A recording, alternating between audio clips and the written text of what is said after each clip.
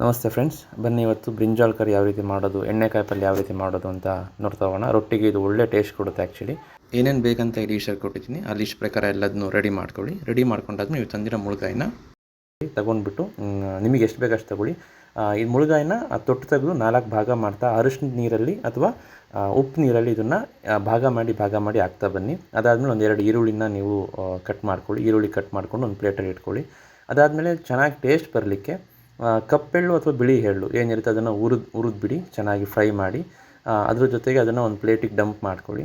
ಪ್ಲೇಟಿಗೆ ಡಂಪ್ ಮಾಡ್ಕೊಂಡಾದ್ಮೇಲೆ ಕಡಲೆ ಬೀಜನೂ ಕೂಡ ಅದು ಕೆಂಪಗಾಗೋ ರೀತಿ ಅದನ್ನು ಹುರಿರಿ ನೀಟಾಗಿ, ಅಂದರೆ ಫ್ರೈ ಮಾಡಾದ್ಮೇಲೆ ಒಂದು ಪ್ಲೇಟಿಗೆ ಇದನ್ನು ಡಂಪ್ ಮಾಡ್ಕೊಳ್ಳಿ. ಡಂಪ್ ಮಾಡ್ಕೊಂಡಾದ್ಮೇಲೆ ಇದನ್ನು ಒಂದು ಮಿಕ್ಸಿ ಮಾಡ್ಕೊಳ್ಳಿ, ಪೌಡ್ರ್ ಮಾಡ್ಕೊಳ್ಳಿ.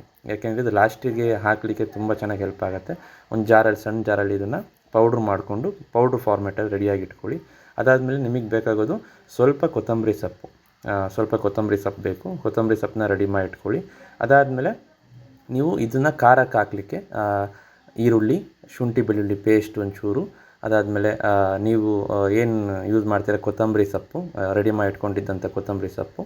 ಅದಾದಮೇಲೆ ಸ್ವಲ್ಪ ನೀವು ಏನು ಖಾರ ಪುಡಿನ ಮಿಕ್ಸ್ ಮಾಡ್ಕೊಳ್ತಾ ಹೋಗಬೇಕು. ಅದಾದಮೇಲೆ 2 ಸ್ಪೂನ್ ಖಾರ ಪುಡಿ ಹಾಕಿ. 2 ಸ್ಪೂನ್ ಖಾರ ಪುಡಿ ಆದಮೇಲೆ ಸಾಂಬಾರು ಪುಡಿನ ಒಂದು ಸ್ವಲ್ಪ ಸಾಂಬಾರು ಪುಡಿನ ನೀವು ಮಿಕ್ಸ್ ಮಾಡೋಕ್ಕೆ, ಮಾಮೂಲಿ ಸಾಂಬಾರು ಟೇಸ್ಟ್ ಬರಲಿಕ್ಕೆ ಸಾಂಬಾರು ಪುಡಿನ ಆ್ಯಡ್ ಮಾಡ್ಕೊಳ್ಳಿ. ಸಾಂಬಾರು ಪುಡಿನ ಆ್ಯಡ್ ಮಾಡ್ಕೊಂಡಾದ್ಮೇಲೆ ಅದಕ್ಕೆ ಎಷ್ಟು ಬೇಕಾಗುತ್ತೆ ಅಷ್ಟು ಸ್ವಲ್ಪ ಜೀರಿಗೆ, ಒಂದು ಸಣ್ಣ ಸ್ಪೂನಷ್ಟು ಜೀರಿಗೆನ ಆ್ಯಡ್ ಮಾಡ್ಕೊಳ್ಳಿ. ರುಚಿ ಚೆನ್ನಾಗಿ ಜೀರಿಗೆ ಕೊಡುತ್ತೆ.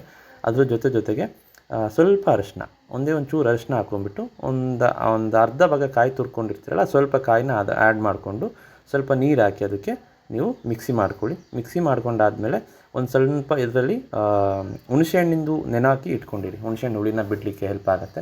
ಅದಾದಮೇಲೆ ಒಂದು ಪ್ಯಾನ್ ಇಟ್ಕೊಂಡ್ಬಿಟ್ಟು ಪ್ಯಾನಿಗೆ ಸ್ವಲ್ಪ ಎಣ್ಣೆ ಹಾಕಿ ನಾರ್ಮಲಿ ಯಾವ ರೀತಿ ನಾವು ಒಗ್ಗರಣೆ ಮಾಡಲಿಕ್ಕೆ ರೆಡಿ ಮಾಡ್ಕೊತೀವಿ ಆ ರೀತಿ ರೆಡಿ ಮಾಡ್ಕೊಳ್ಳಿ.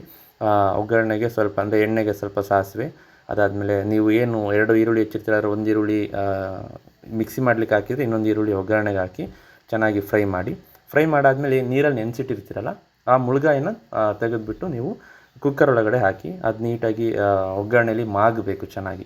ಅದು ಮಾಗೋ ತನಕ ಒಂದು 3-4 ನಿಮಿಷ ಅಥವಾ ಒಂದು 5 ನಿಮಿಷ ಅದನ್ನು ಮಾಗಿಸಿ. ಚೆನ್ನಾಗಿ ಮಾಗಿಸಾದ್ಮೇಲೆ ನಿಮಗೆ ಗೊತ್ತಾಗುತ್ತೆ ಐಡಿಯಾ ಯಾವ ರೀತಿ ಮಾಗಿದೆಯೋ ಇಲ್ವೋ ಅನ್ನೋದನ್ನು ಕಂಪ್ಲೀಟಾಗಿ ನೋಡ್ಬೋದು. ನೀವು ಒಗ್ಗರಣೆಲಿ ಅದನ್ನು ಮಾಗಿಸಾದ್ಮೇಲೆ ನಿಮಗೆ ಒಂದು ಎಲ್ಲ ಕಂದು ಬಣ್ಣಕ್ಕೆ ತಿರುಗುತ್ತೆ, ಮೀನ್ಸ್ ಲೈಟಾಗಿ ಕೆಂಪಗೆ ಆಗ್ತಾ ಬರುತ್ತೆ, ಬ್ರೌನಿಷ್ ಆಗ್ತಾ ಬರುತ್ತೆ. ಸೊ ಅದೆಲ್ಲ ಆದಮೇಲೆ ನಿಮಗೆ ಗೊತ್ತಾಗುತ್ತೆ ಈಗ ಇದು ರೆಡಿ ಆಗಿದೆ ಅಂತ ನಿಮಗೆ ಯಾವಾಗ ಫೀಲ್ ಆಗುತ್ತೆ. ಈ ರೀತಿ ಫೀಲ್ ಆದಮೇಲೆ ನೀವು ನಾರ್ಮಲಿ ಈ ಥರ ಏನು ಖಾರ ರುಬ್ಬಿರ್ತೀರ ಆ ಖಾರನ ನೀವು ನಾರ್ಮಲಿ ಇದಕ್ಕೆ ಆ್ಯಡ್ ಆನ್ ಮಾಡಿ. ಏನು ಒಗ್ಗರಣೆ ಹಾಕ್ತಿರ್ತೀರ ಅದಕ್ಕೆ ಖಾರನ ಆ್ಯಡ್ ಆನ್ ಮಾಡಾದಮೇಲೆ ನಿಮಗೆ ಒಂದು 5 ನಿಮಿಷ ಕುದಿಲಿಕ್ಕೆ ಬಿಡಿ. ಅಲ್ಲಿ ಎಲ್ಲದರೊಳಗಡೆ ಅದು ಮುಳುಗಾಯಿ ಒಳಗಡೆ ಸೇರ್ಕೊಳ್ಲಿಕ್ಕೆ ಟೈಮ್ ಬೇಕು.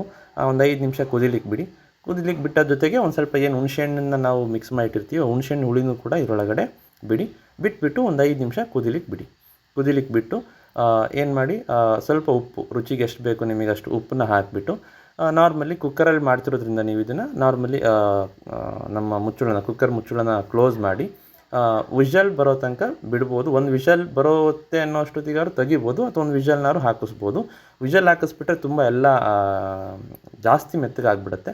ಹಾಗಾಗಿ ಒಂಚೂರು ವಿಷಲ್ ಬರೋ ಅಷ್ಟೊತ್ತಿಗೆ ತೆಗೆದುಬಿಟ್ರೆ, ವಿಷಲ್ ತೆಗೆದಾದ್ಮೇಲೆ ನೀವು ರೆಡಿ ಮಾಡಿ ಇಟ್ಕೊಂಡಿರೋಂಥ ಪೌಡ್ರು, ಯಾವ ರೀತಿ ಪೌಡ್ರ್ ಅಂದರೆ ಇದು ಮರಳು ಪೌಡ್ರ್ ಇದೆ ಇನ್ನೊಂದು ಎಳ್ಳು ಮತ್ತು ಕಡಲೆ ಬೀಜನ ನಾವು ಪುಡಿ ಮಾಡ್ಕೊಂಡ್ರೆ ಪೌಡ್ರ್ ಇದೆ. ಸೊ ಕುಕ್ಕರ್ ಬಾಯ್ ಓಪನ್ ಮಾಡಿದ್ರಿ ವಿಷಲ್ ಬರೋಕ್ಕಿಂತ ಮುಂಚೆ, ಸೊ ನಿಮಗೆ ಈ ರೀತಿ ರೆಡಿ ಫಾರ್ಮ್ಯಾಟಲ್ಲಿ ಸಿಗುತ್ತೆ. ಇದಕ್ಕೆ ನೀವೇನು ಮಾಡಿ, ಏನು ಪೌಡ್ರ್ ಇದೆ ಸೊ ಎಷ್ಟು ಬೇಕು ಅಷ್ಟು, ಜಾಸ್ತಿ ಹಾಕಿದರೆ ಗಟ್ಟಿ ಆಗುತ್ತೆ. ಲೈಟಾಗಿ ಎಷ್ಟು ಬೇಕು ನೀವು ಸ್ವಲ್ಪ ಹಾಕ್ತಾ ಮಿಕ್ಸ್ ಮಾಡ್ತಾ ನೋಡ್ಕೋಬೋದು ಎಷ್ಟೆಷ್ಟು ಬೇಕಾಗತ್ತೆ ಅಂತ. ಅದನ್ನು ನೀವು ಹಾಕಿಬಿಟ್ಟು ಮಿಕ್ಸ್ ಮಾಡ್ತಾ ಹೋದಾಗ ನಿಮಗೆ ರೈಟ್ ವೇಲಿ ಅದು ಹದ ಆಗುತ್ತೆ. ಒಂದು ಲೆವೆಲ್ಲಿ ಲೈಟಾಗಿ ಗಟ್ಟಿ ಆಗುತ್ತೆ, ಸ್ವಲ್ಪ ರಸವಾಗೂ ಇರಲಿ, ಆವಾಗ ನಿಮಗೆ ತಿನ್ನಲಿಕ್ಕೂ ಟೇಸ್ಟ್ ಬರುತ್ತೆ, ಲೈಟಾಗಿರುತ್ತೆ. ಇದನ್ನು ನೀವು ಪರ್ಫೆಕ್ಟ್ ವೇಲಿ ಬ್ಲೆಂಡ್ ಆಗೋ ತನಕ ಮತ್ತೆ ಕುಕ್ಕರ್ ಬಾಯಿನ ಮುಚ್ಚಿಬಿಟ್ಟು ಒಂದು 5 ನಿಮಿಷ ಬಿಡಿ. ಅವಾಗ ಏನಾಗುತ್ತೆ, ನಿಮಗೆ ರೈಟ್ ವೇಲಿ ರೆಡಿ ಎಣ್ಣೆಗಾಯಿ ಪಲ್ಯ ನಿಮಗೆ ರೆಡಿ ಸಿಗುತ್ತೆ. ಇಷ್ಟಾದಮೇಲೆ ನೀವು ನೋಡ್ಬೋದು ಎಣ್ಣೆಗಾಯಿ ಪಲ್ಯ ನಿಮಗೆ ರೆಡಿ ಎಣ್ಣೆಗಾಯಿ ಪಲ್ಯ ಅವೈಲಬಲ್ ಇರುತ್ತೆ. ಅದನ್ನು ನೀವು ಟೇಸ್ಟ್ ಮಾಡಿ ಮನೇಲಿ, ಒಂದೊಳ್ಳೆ ಟೇಸ್ಟ್ ಅಂತೂ ಸಿಗುತ್ತೆ. ಯಾಕಂದರೆ ರೊಟ್ಟಿ ಜೊತೆಗೆ ಈ ಪಲ್ಯ ಎಲ್ಲರೂ ಇಷ್ಟಪಡ್ತಾರೆ. ಎಣ್ಣೆಗಾಯಿ ಪಲ್ಯ ಚೆನ್ನಾಗಿದೆ ಅಂದರೆ ಕಮೆಂಟ್ ಮಾಡಿ ತಿಳಿಸಿ. Thank you.